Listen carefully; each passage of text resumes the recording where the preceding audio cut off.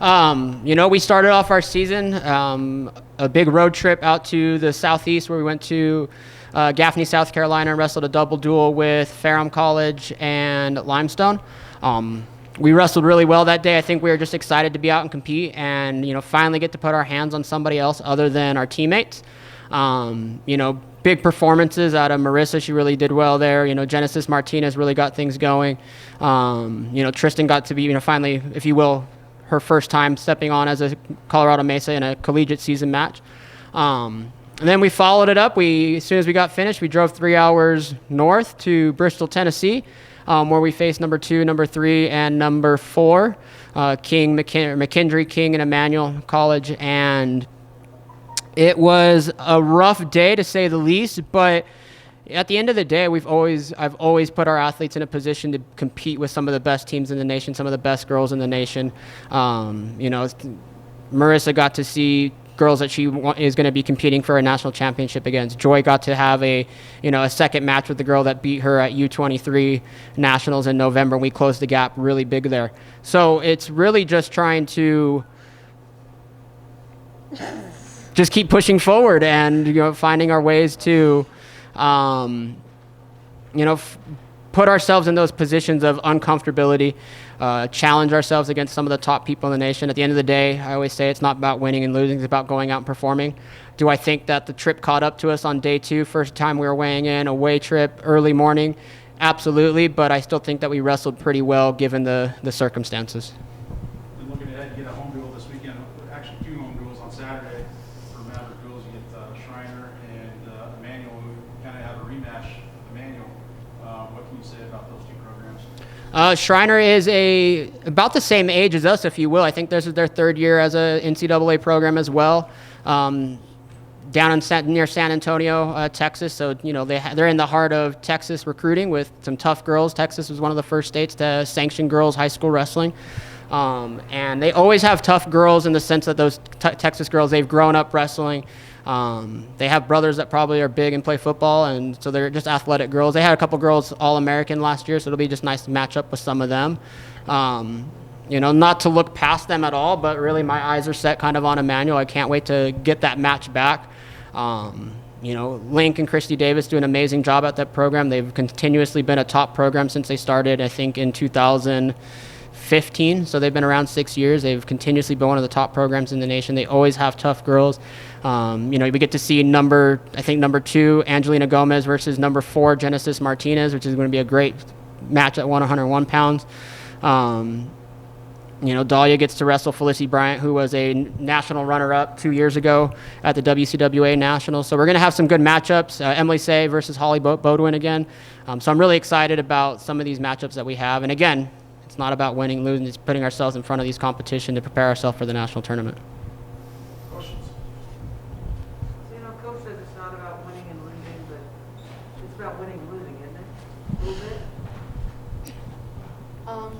You always have that mentality of you want to win, but sometimes at the end of the day, you have to look at where you need to improve and where you're doing better at. Like, for me, I had a loss this past weekend, and for me, I was pretty upset about it, but I had to think about it, like, what do I need to work on? What's the lesson I can take back from this to get better for nationals? I'd rather lose matches that I guess shouldn't lose in general early in on the season rather than at nationals, so I can make those corrections and adjustments and really just become a better wrestler.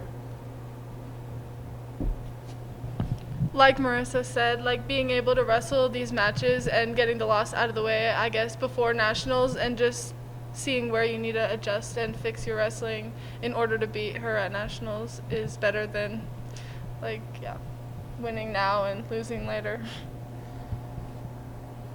A little extra pep in practice now, knowing that you're at home. I know you talked about travel is obviously tough. It's never easy. Is that going to help coming into this one?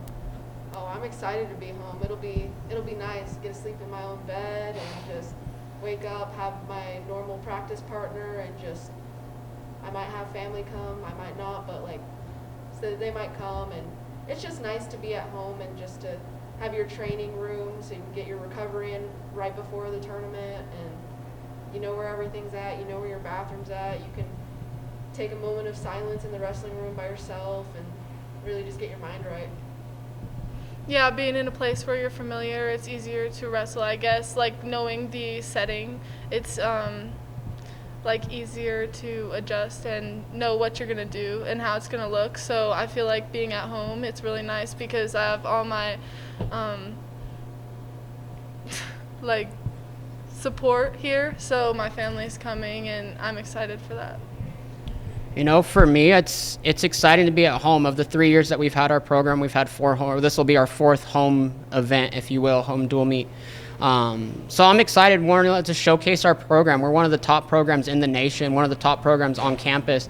And not only will the campus community get an opportunity to watch us compete and watch these young ladies compete, but, you know, having the availability of, you know, Marissa and Tristan both have family in Denver, and they're able to come and watch their daughters wrestle. And I think that's really important for them to have that, like Tristan said, have that support system. Again, being able to sleep in your own bed, it plays a huge role. You know, knowing where your training room is, knowing all your normal routine. We're not having to get up super early. Like, it plays a big factor, and I think of how we're going to compete this weekend. And I do think the girls are excited to be home and not have to get in a bus and travel 10 plus hours somewhere. On top of being home too, is it kind of help having a rematch? Does that add a little anything to the motivation? Or? I'm just excited to dual manual, and I mean, hopefully we get this win. I think that we are just as competitive as manual, so hopefully we can get this win back at home.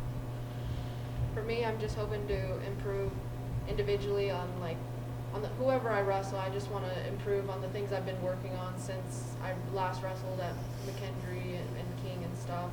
I just want to see the little improvements and the little things of like my stance in motion, my pressure forward, my hand fight, things like that. And as a team, I think everyone will perform a little bit better as they're at home. There's less traveling on your body, less sitting for a long time. Your body's ready to go. You know, I'm always excited to compete. You know, Link and Christy are great friends. We're very competitive with each other, so that adds a little bit of fun to the environment rather than it's just, you know, hey, we're trying to win, we're trying to beat Emmanuel. It's a fun environment. I know last year when we beat them, they kind of always came back, well, we're redshirting a bunch of girls, and my response is, well, I have a bunch of freshmen, like everybody's coming back. So it's just a fun rivalry, I think. And it's always fun to put some of the top teams in the nation together to compete. It really highlights women's wrestling. I think we need to do more duels, especially here.